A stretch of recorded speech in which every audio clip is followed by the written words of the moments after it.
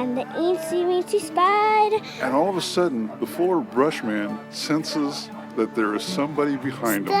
And can you tell me your story? Horses. What did the horsies do? We had lots of fun time walking the beach there and touring the lighthouse. Welcome to the Appleseed Studio. The Appleseed is an hour that uses the power of great stories to help you make sense of the world and communicate with the people who are important to you. I'm Sam Payne, your host, and we're excited to bring you some great stories today. In this hour, we're thinking about courage, about being brave. Now, sometimes we find ourselves being brave in ways that are huge and make a big difference, and sometimes we find ourselves being brave in ways that are smaller in the grand scheme of things, even though they mean a lot to us and maybe to the people around us. And while sometimes we find ourselves wishing we had been braver in the face of one challenge or another, sometimes we surprise ourselves with just how brave we are. We're going to hear a story today about a brave girl who saves the life of her father with the help of her horse. It's a story with stuff like this in it. By the time I was able to see Dad and he was able to see me, he had been dragged over a quarter of a mile. That storyteller is Pippa White, who lives in Nebraska and specializes in bringing to life cool stories from history. And we'll hear a story about finding courage even when it doesn't seem like there's any light at the end of the tunnel, when help is hard to find and you have to dig deep. It's a story that's a little bit about me and a little bit about the C.S. Lewis story Prince Caspian. Here's a moment from the film version of that story. Need your help? Of course. As will you. Oh, I wish I was braver. If you were any braver, you'd be a lioness. Liam Neeson as Aslan the Lion and little Georgie Henley as Lucy Pevensey in a conversation about having courage to face a coming battle. And we'll talk about that kind of courage. And we'll hear an actual radio drama from the golden age of radio dramas starring Gene Autry, the singing cowboy and head honcho of Melody Ranch. Gene will bravely set out to discover who's poisoning the cattle on Betty's ranch. And you'll be on the edge of your seat for every thrilling minute. So it's going to be a great hour, we think. And we're going to start with this story from Pippa White, who is inspired by the stories that come from history. These are thrilling, real-life tales, and Pippa tells each one as though it's happening to her, or rather, she shares the stories in character as the people to whom they happened. And in a moment, you'll experience what it's like to hear Pippa tell one of these terrific tales. But what's it like to tell them? What does telling stories from history do for the person who is on stage, being those characters? I asked Pippa what it does for her. Let me introduce you to her by playing for you what she said. It inspires me. It really does. It takes a human being from here to here. And I think that's what I like to see. I think life can be challenging, but I like stories of the human spirit, resilience, and, everything's going wrong, but I'm going to somehow make it right. So they inspire me.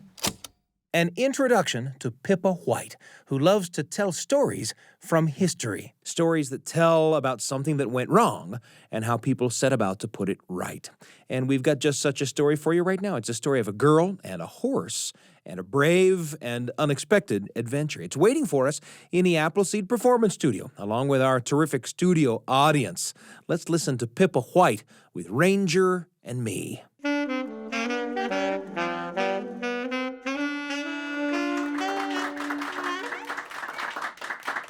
Thank you very, very much. I appreciate this very, very much. Now I have a story for the young people in our audience. This is a true story written by a woman named Mavis Buckholtz. It happened to her when she was a girl, and I'm grateful to Mavis for letting me share her story. The story starts a little slowly, but I promise you it will pick up. I was raised right smack in the middle of North Dakota. I was an only child until I was 11 years old, so I spent a lot of time alone or playing with my many pets. Horses were my great love. I was 9 years old when I first met Ranger. He was a brown and white horse, a little taller than your average quarter horse of today. My dad had gotten him from a farmer about 50 miles from our place, and I was instructed never to ride that horse, never to even take it out of the barn, because it liked to run, and it might get away from me. But I had fallen in love with Ranger at first sight, so I spent hours getting to know him, and the great day came when he learned to trust me. And then the greater day came when my dad said I could ride him. Off we went onto the open prairie, and we became inseparable. One of my chores every day was to bring in all the dairy cows from the big pasture. That was 320 acres of wide open prairie. My dad always insisted that I ride bareback, no saddle for me. That way, if I was thrown or fell, I would not get entangled in the stirrups and be dragged. The summer that I was going on 11, my dad was asked by a friend of his who bought and sold horses if he wouldn't mind coming to a vacant farm about 6 miles from our place to help catch and load some wild horses.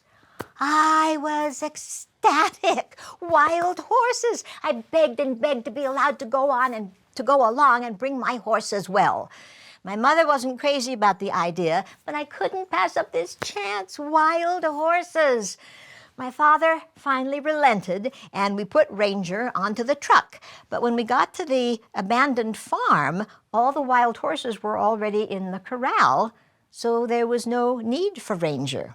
But I insisted. I had come to ride, and ride I would. So we took Ranger off the truck, put him in the barn, tied with his bridle on.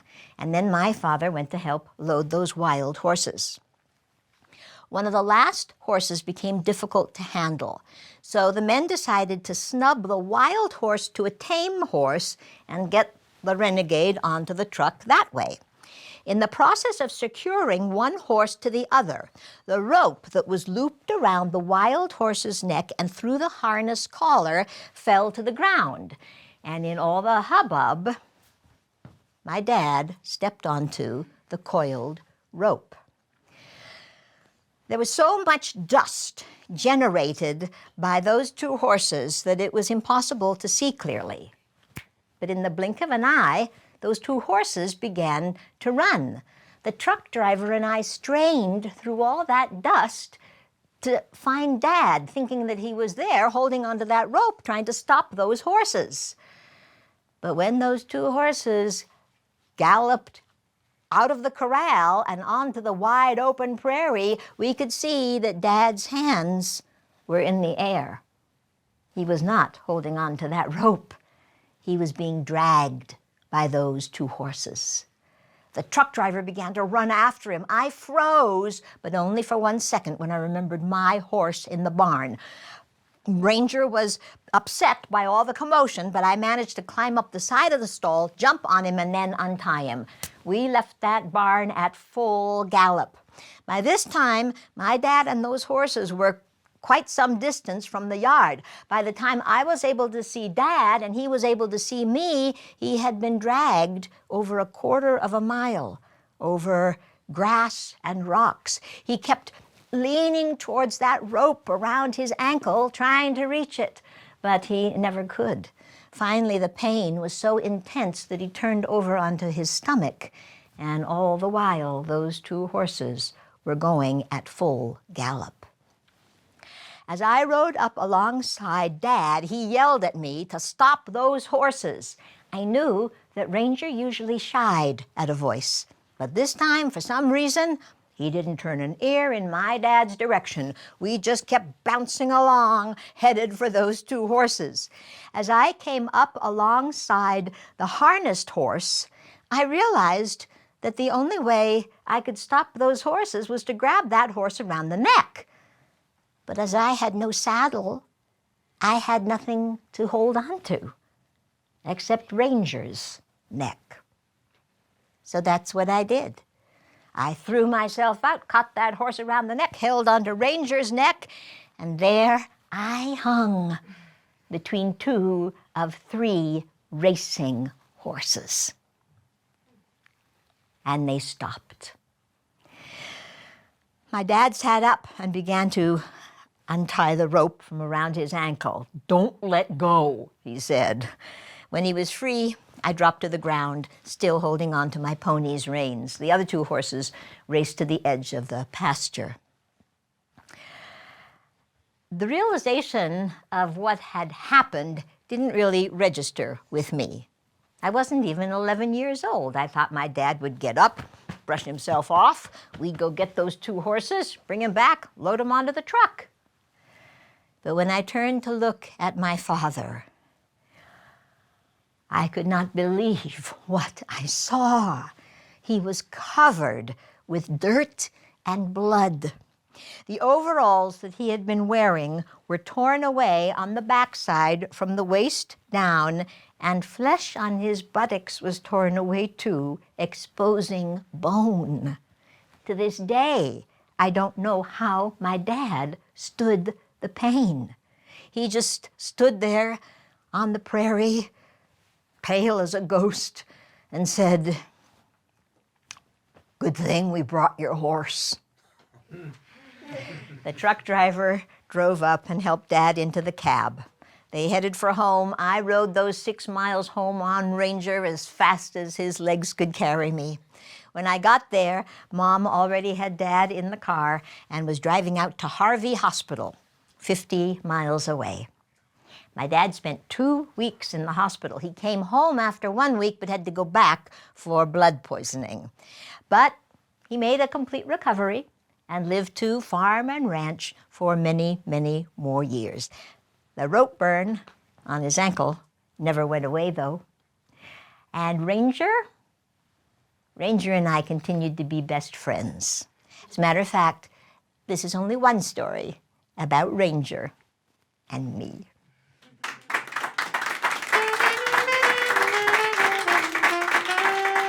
A girl saves her father's life in just one story about that girl and her horse, Ranger. The story was told by Pippa White, the Kansas storyteller who specializes in telling stories from history. And after hearing Pippa's story, we're excited for a little talk back around the desk with friends. That's coming up. I'm Sam Payne.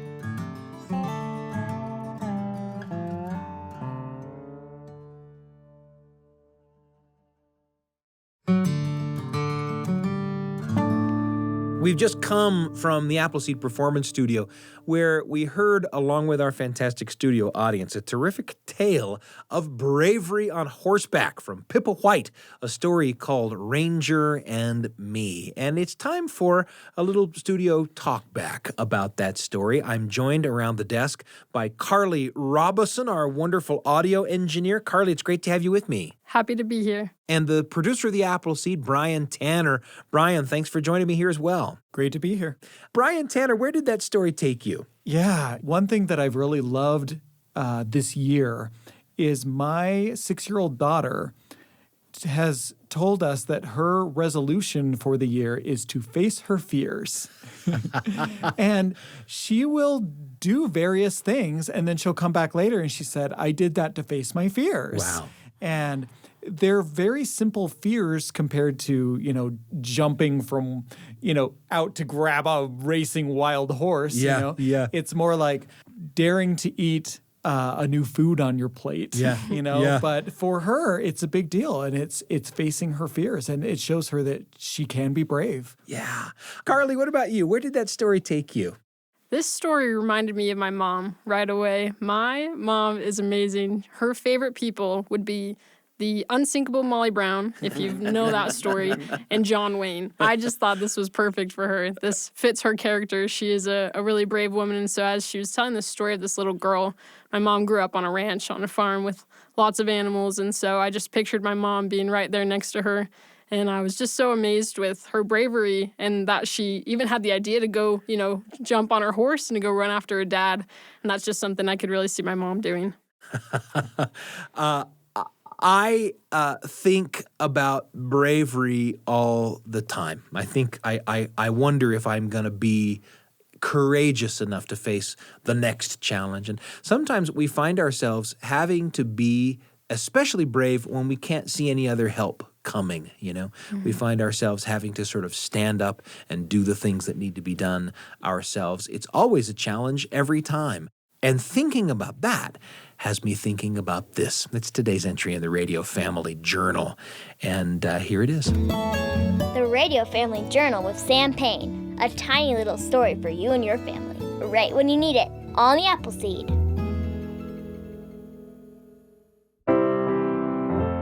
When I was a kid, I loved the books about Narnia, the magical land created by C.S. Lewis. It was my second grade teacher, Miss Winger, who introduced me to those books. The Lion, the Witch, and the Wardrobe, the first one of those books published, was the very first elementary school teacher read aloud in my young experience. The adventure of the Pevensey siblings, Peter, Susan, Edmund, and Lucy, in that magical land, and the majestic lion, Aslan of great wisdom and transcendent power, who comes to rescue Narnia from the power of the White Witch. I loved that story, and Miss Winger must have loved reading it to us, because no sooner had she closed the cover on The Lion, the Witch, and the Wardrobe than she opened the cover for us on the second book published in the series, Prince Caspian, about how the Pevenseys come to the aid of the brave prince and all true Narnians against the armies of the cruel usurper, King Miraz.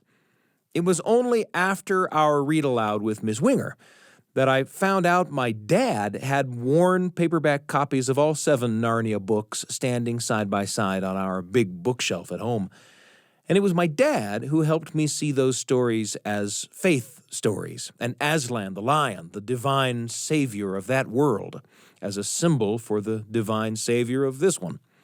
The notion of an imaginary story filled with symbols to teach us about things in our own real world, in this case, the world of my faith, was super exciting for me. It was like solving a mystery. It was like knowing the secret answer to some enormous question. I asked for a box set of the Narnia books for Christmas, and a year later I got them. And in 4th grade, though every student in Mr. Bodell's class had to completely clear his or her desk before we went to lunch or home after school, Mr. Bodell let me keep my Narnia books standing in their box on the corner of my desk. It was a big deal. Little did I realize just how big a deal. Fast forward now maybe 2 decades, maybe 2.5. I'm an adult. I'm beginning to make my way in the world, and I've fallen on a rough patch. It seems like money is tight, prospects are few, and I'm far away from home and family. And in addition to working hard and studying hard and thinking hard as a person of faith, I'm also praying hard. Please send help. And I don't know if this has ever happened to you, but I felt like nothing, not the working, not the studying, not the thinking, and not even the praying, is giving me even a glimmer of light at the end of the tunnel. The heavens just feel like they're closed up. And I don't know what to do when there's no help on the horizon. And I feel like I might begin to despair. And in that state, I take myself to the movies. I buy a single matinee ticket to see the film version of Prince Caspian, that Narnia story Miss Winger had read to me in 2nd grade. And I sit alone in the dark, and I watch as the story of Prince Caspian unfolds, the story of the true Narnians led by the young prince and the 4 Pevensey children, impossibly outnumbered by the armies of King Miraz, and their fight to remain courageous, even though they seem doomed, even though there's absolutely no light at the end of the tunnel. In that story, it must be said that Aslan, the lion, doesn't come to the rescue immediately, though they hope and pray that he will. He doesn't come until it's almost too late. Well, I sit there in the theater in a time when I'm trying to be courageous myself in my real life. And I think it's easy to be brave when the lion is on the hill, shaking his glorious golden mane and routing your enemies with his mighty roar. But what about when you feel dark and alone and he hasn't come? What then? What is expected of us? What is expected of me? Am I the only one who's felt this way? I can't be. Now, your mileage may vary with the movie versions of the Narnia stories. I don't feel inclined to make an argument for those movies having a place among the world's great films, but on screen that day, I watched the Pevensey children standing against impossible odds with the Christian courage that I decided I needed to have, even though the heavens seemed closed to me. And I left the theater determined to fight on, whether I got help or not. Well, I got to say I did get help. The heavens did open as surely as Aslan the lion came to rescue the Pevenseys and Caspian and all of Narnia. But not for a while. And when the heavens opened, I hope they opened to find me standing in courage and ready to help the helpers help me, if that makes any sense. Since then, other stories that I loved as a child have come back to rescue me, to change and teach me. But that one, Prince Caspian, that was a big one. It was the story that taught me how difficult it is sometimes in our world to keep being brave, even when there's no help on the horizon, to hang in there, to be brave and to remember the story of your bravery. After all, it will come back to you to be the help you need when you have to be brave again. The Radio Family Journal with Sam Payne. A tiny little story for you and your family, right when you need it, on the Appleseed. Thanks for joining me for that entry in the Radio Family Journal. Thoughts about bravery springing from that terrific story shared by Pippa White for our studio audience in the Appleseed Performance Studio. I wonder what kind of stories might emerge if, around your own dinner table or living room, you asked the question, what's the bravest thing you ever had to do? Would you hear the story of how your dad proposed to your mom? Would you hear the story of how your big sister applied for her dream job? Would you hear the story about how your little brother defended something he felt strongly about in the face of people making fun of him? I bet you'd hear some good ones. And I bet you'd grow closer with those people around the table, having shared those experiences. That's kind of what happens. Stories about when we were brave show who we are when the odds seem stacked against us, when it might be easier just to walk away or run. And at the top of the hour, you heard a story about a girl and a horse in a daring rescue. And darned if that story about a horse didn't put us in mind of cowboys, and darned if being put in mind of cowboys didn't take us, well, right here. It's time for a little radio storytelling history here on the Appleseed.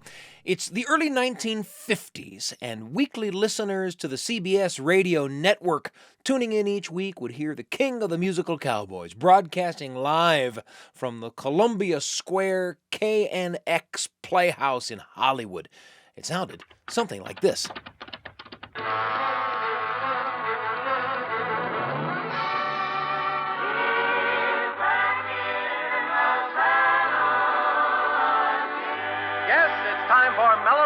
And Gene Autry. I'm back in the saddle again, out where a friend is a friend, where the long-term Gene Autry's Melody Ranch, a variety show filled with music and jokes, and each week a cowboy adventure story. Audiences came to know Gene's cast of characters like Raindrop the ranch cook and Pat Buttram and Johnny Bond, the comic ranch hands.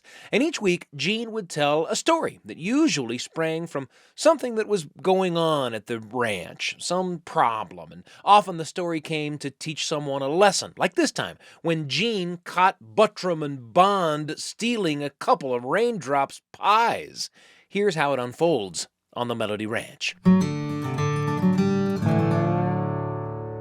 Hey, Buttram, Bond. Yeah? Where do you two think you're going? Who, us? Yes, you.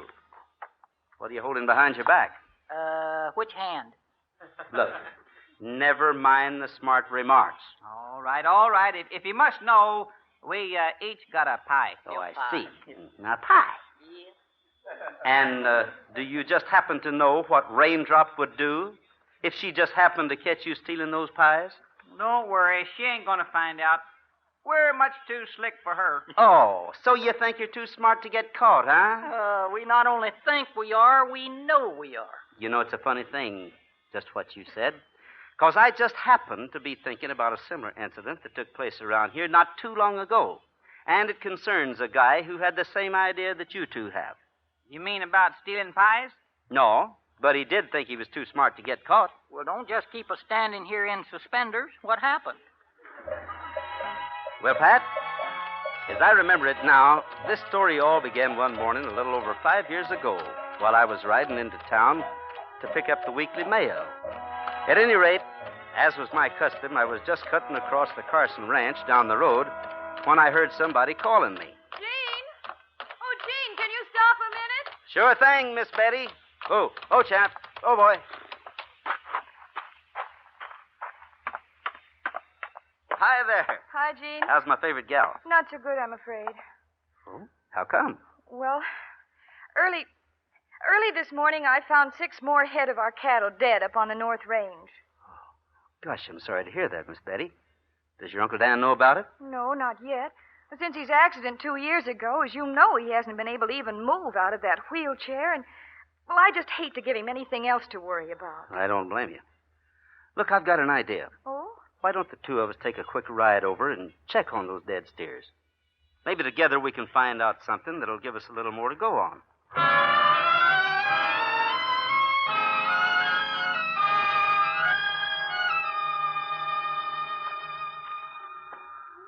Tell me, when did you first find these steers, Miss Betty?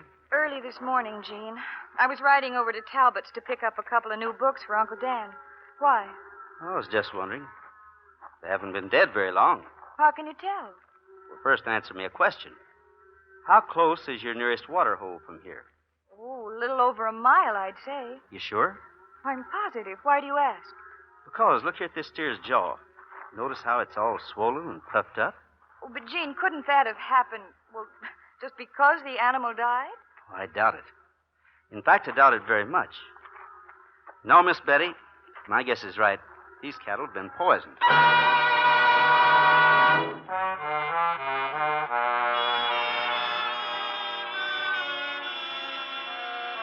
Poisoned? Poisoned! Betty and Uncle Dan are in a tough spot, aren't they? Each episode of Gene Autry's Melody Ranch featured this same kind of trouble. But don't worry, Gene Autry has cracked tougher cases than this. Whoever's behind the poisoning of Betty's cattle is going to have to move pretty fast to keep ahead of old Gene. Here's more of Gene Autry's Melody Ranch on the Appleseed.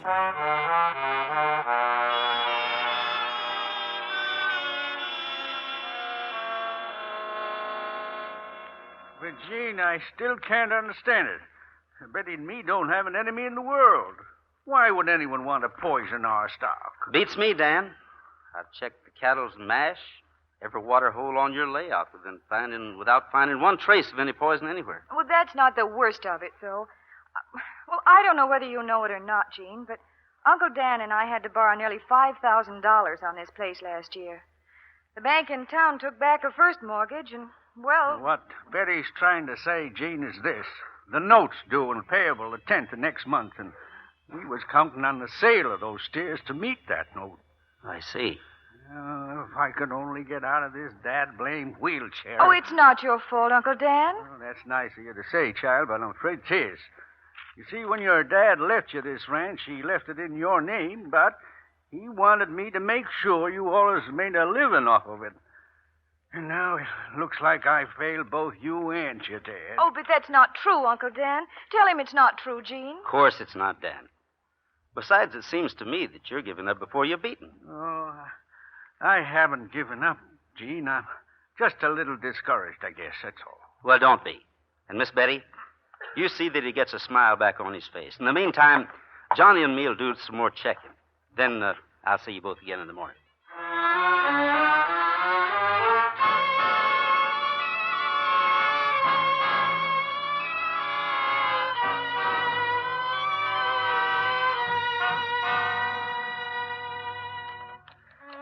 And so, Pat, the next morning early, Johnny and I started out to cover Carson's ranch from one end to the other.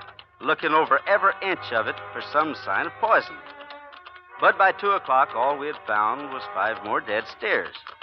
Anyway, late in the afternoon, we had just pulled up, give the horses a little breather, and that's when I saw it. Hey, Johnny, come here quick. What's up? Did you find something? I'll say I have. Look at this grass. What about it? It's just plain old dead grass, ain't it? Look again.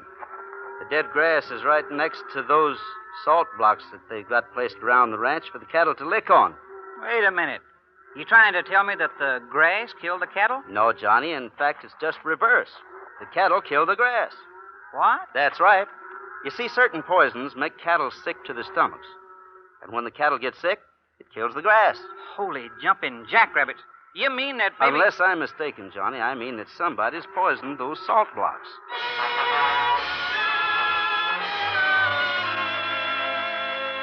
And there it is. Gene Autry, the singing cowboy, has figured out how whoever it is who's poisoning Betty's cattle is managing to do it. Poisoned salt blocks, of course. But we still don't know who's poisoning those salt blocks, and we don't know why. But hang in there. Gene's still figuring stuff out, and we feel pretty good about saying he's going to get the culprit in the end. After all, the story has to work itself out somehow into a lesson for Pat Buttram and Johnny Bond, the pie thieves. Here's the rest of the mystery of Betty's cattle on Gene Autry's Melody Ranch, and we're happy to bring it to you on the Appleseed.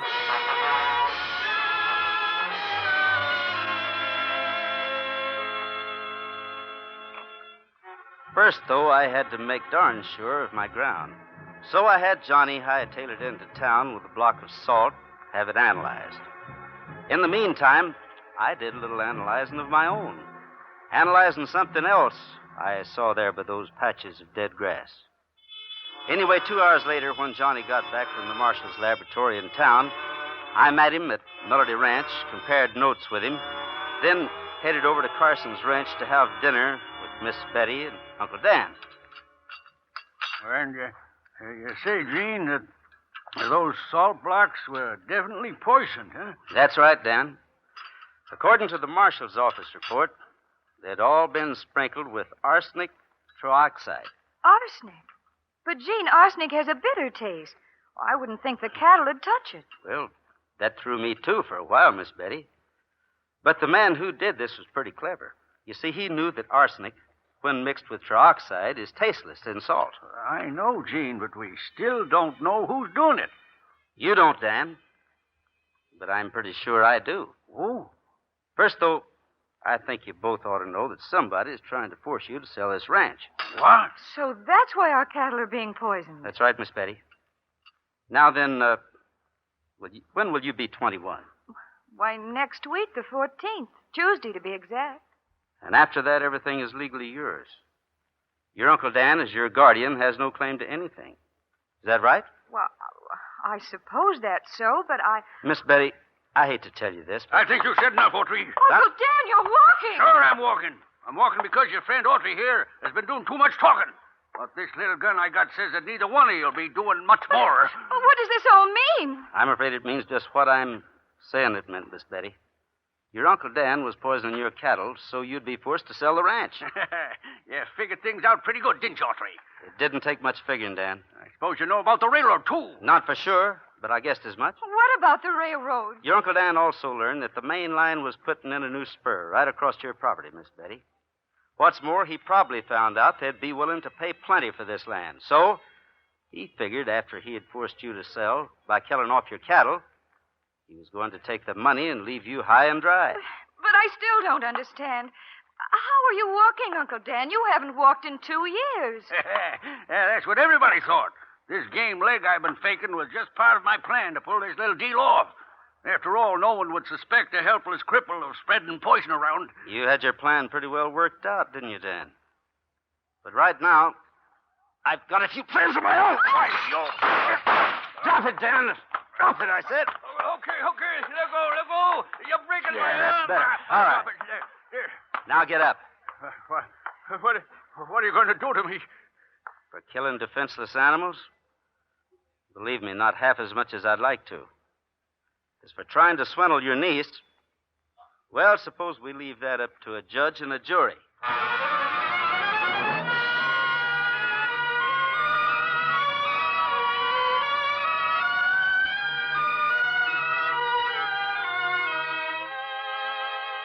And so you see, boys, there's no such thing as a foolproof crime, whether it's stealing pies or killing cattle. Well, maybe not, but look, answer me just one small question, will you? What? Well, the guy in the wheelchair. Whatever made you suspicious of him in the first place? A footprint. A footprint? Where? A footprint I found out by that salt block. You see, Pat, Dan Carson was no more crippled than you or me, but he wore a brace as a cover-up. It hooked down under his right shoe and left an impression in his footprint. Now, if that don't just beat all. Well, come on, Johnny, let's hurry over and eat these pies before they get cold. That's a good idea. Hey, just a minute. Yes? Something you wanted? Do you mean to tell me that you two can stand right there and listen to me prove that crime doesn't pay and still go right ahead and steal those pies? Well, you see, it's like this, Mr. Autry. Johnny and me know that crime don't pay, and you know that crime don't pay, but our stomach wasn't listening to that story.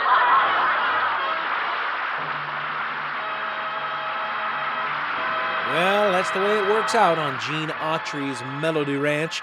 Though it looked like Uncle Dan's evil plan to trick Betty out of her ranch looked foolproof, Gene cracked it, sure enough, and then used it to teach Pat and Johnny a lesson about stealing Raindrop's pies, a lesson that every little bit of those cowhands but their stomachs understood.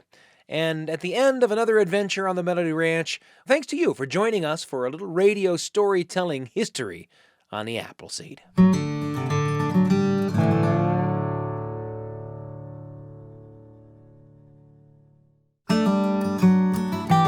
It's such a pleasure for me to bring you these stories every time we get together on the Appleseed. I've loved thinking today about courage, about being brave. And we've talked about bravery big enough to save a life and bravery that digs deep even when it looks like there's no help on the horizon. And we want to take you one more place today. There's a brave person to whom I want to introduce you. This is Cherie Call. She's a musician. That's kind of like a Travis picking style. And so I can do that, but what I can't do are these, face-melting guitar solos that we really needed for this show. Face-melting solos? What show is Cherie talking about? Well, that's the story we want to tell you. Here's Cherie talking a little bit about her relationship with the guitar. I play the acoustic guitar. I've played for a lot of years, but I play easy chords. I picked it up in college. I've played other instruments, just kind of, I'm not great at any one instrument, but I love to write songs. And she does. In fact, Cherie has a catalog of like a dozen albums. This is Cherie. With a heart made of wind, I will run through. And this is Cherie. There's a big yellow moon in the sky tonight. And this is Cherie. I can't promise that I'll always get it right, but I will walk you through the night. So she's no hack musician and no hack guitar player, but she's an acoustic guitar player. I feel most comfortable with acoustic guitar. And that's the setup to this story. A story about being brave. And the story really begins right here.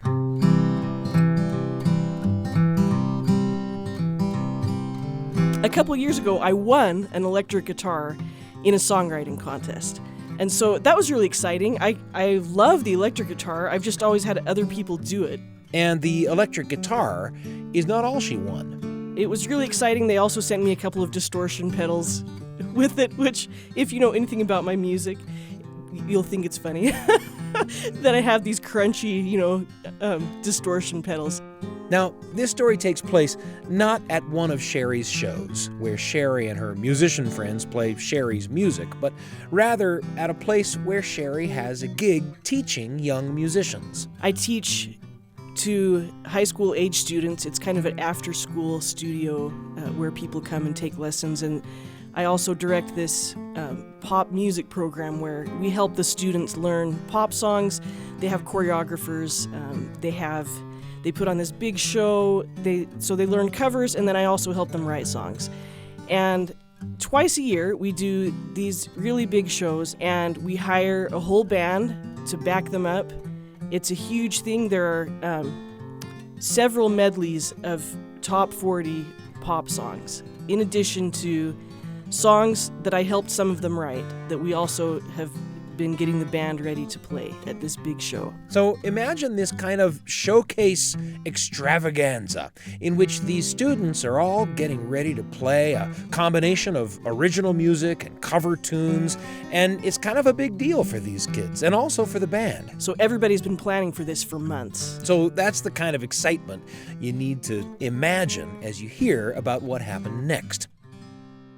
The show is going live before an audience of hundreds of people on Monday, and on Saturday, 2 days before the show, Cherie gets a phone call from the guy who is running the show, essentially the guy in charge.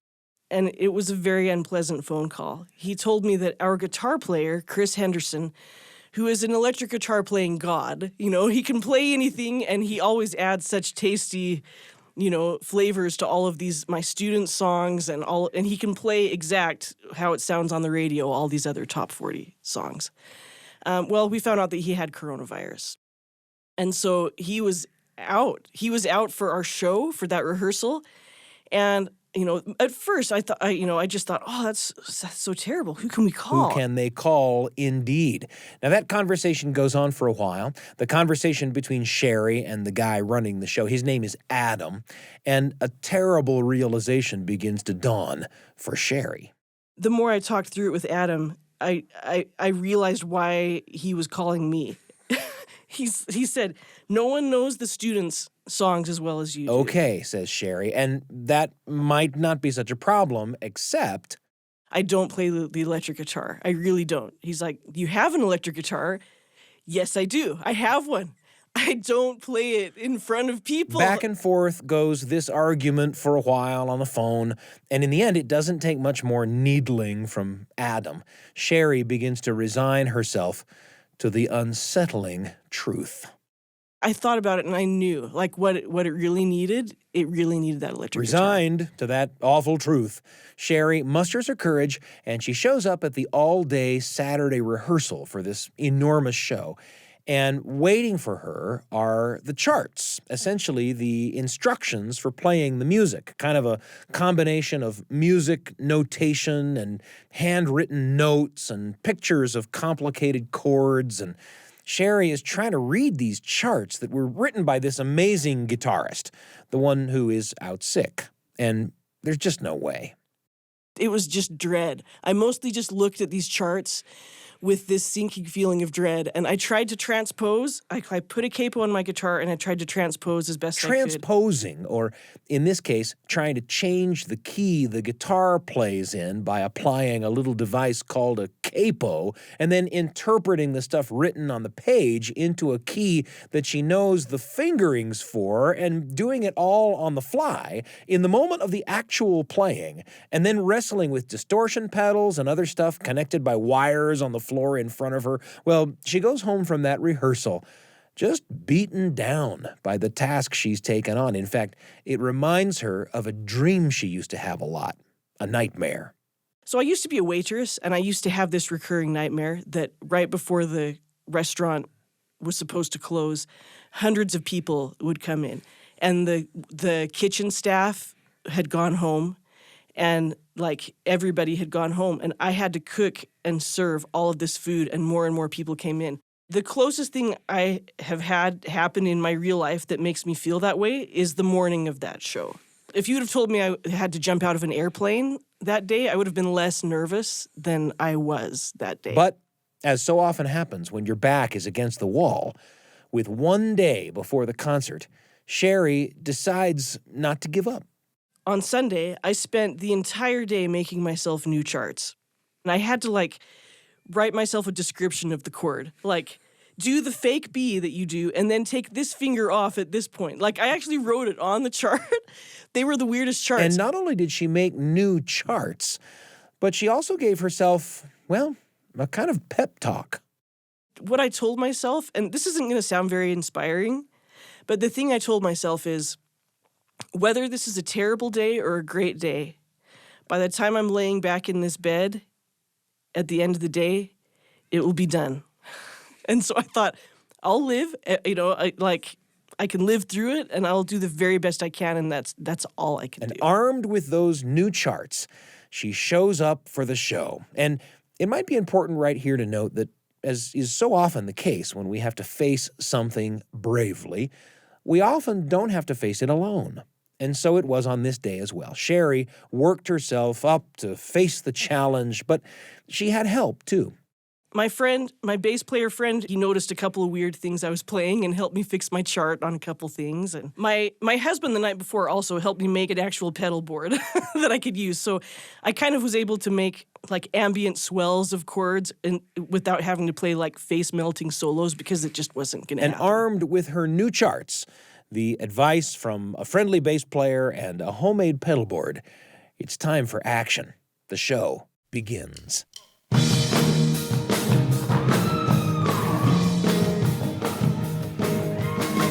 And it's not easy. I'd look at these charts, and every chart kind of felt like it was punching me in the face. Like when a new chart I'd pull up the new chart, it's just like, oh, this one, and I'd have to like go into the depths of my brain to figure out, like, okay, is this the song that has that lick at the beginning, or is it the other one? So I kind of hacked my way through the show.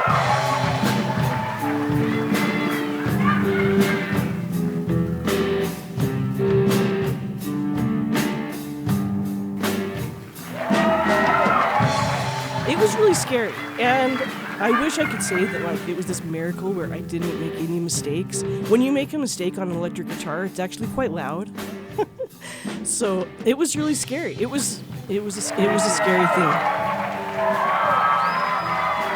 In spite of the challenges, Cherie fights on through pop tune after pop tune, and when it's all over, like she said, it hasn't gone perfectly, but then something happens.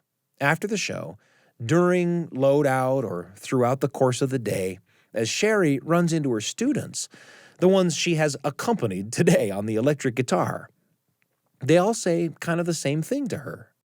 I can't believe you did that. You're my hero. I can't believe you did that. You're my hero.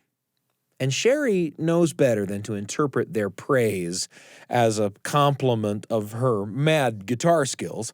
Cherie suspects that their praise might have to do with something even more important than face-melting solos.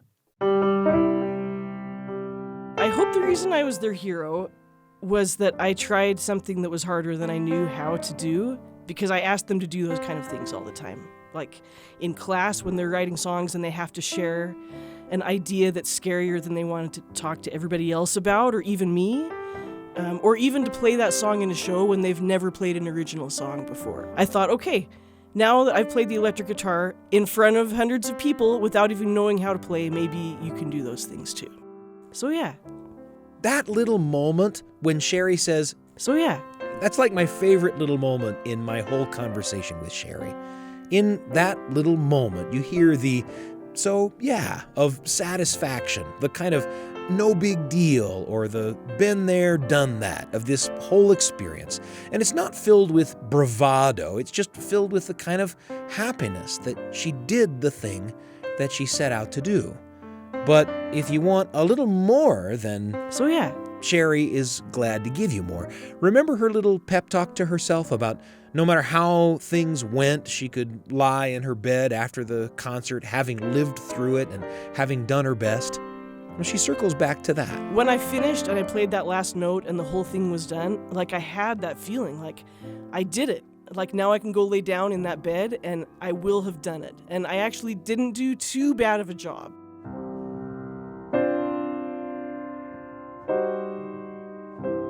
Not too bad of a job? Well, there's a tiny bit of modesty there.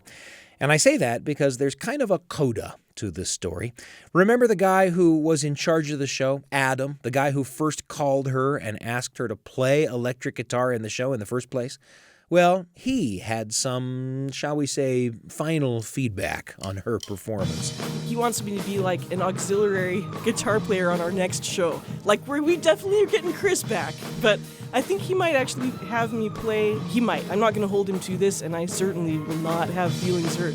But he suggested that maybe another time he would have me do it again. And how does Cherie feel about that? Well, that's kind of the miracle of this kind of bravery, this kind of courage. After an experience like this electric guitar experience, Cherie has, well, she's changed. I think it would be fun if I had time to prepare. The cool thing about it is I can picture myself playing the electric guitar in front of people now when I never was going to do it before.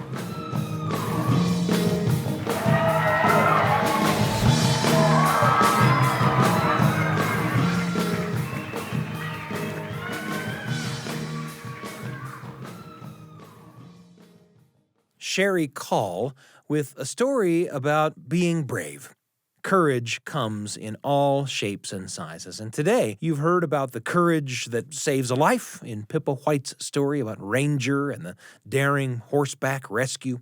And we've heard about the courage that tries something new in the story of our friend Cherie and her electric guitar. And we've even heard a story about the courage that keeps hanging on, even when it doesn't look like there's any hope in sight. A story about how a beloved story came to the rescue in a time like that.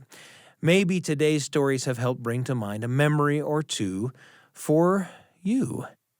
Maybe you're thinking of a person you haven't thought about in a long time, or an experience you had forgotten, a time when you were brave or saw somebody being brave.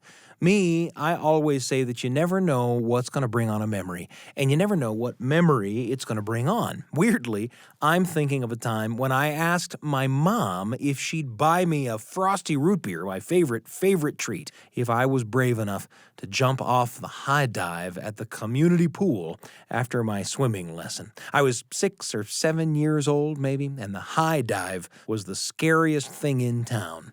I did it, though. It was the bravest thing I'd ever done. Though I hope now I've done things even braver. Brave in ways that make a difference in the world around me and to the people I care about. What stories about being brave are you thinking about? Those stories are worth remembering and worth sharing, and we hope you do. It's been a pleasure for me to share this hour with you. Join us again on the Appleseed. You can find us at byuradio.org/Appleseed or by downloading the BYU Radio app for ways to listen to all the great shows produced by BYU Radio. The Appleseed is pleased and proud to be part of that family of programs. You can also Google the Appleseed Podcast. Find us and subscribe and leave us a review and rate us. It helps people find the show. I'm Sam Payne, and I can't wait to be with you again on the Appleseed.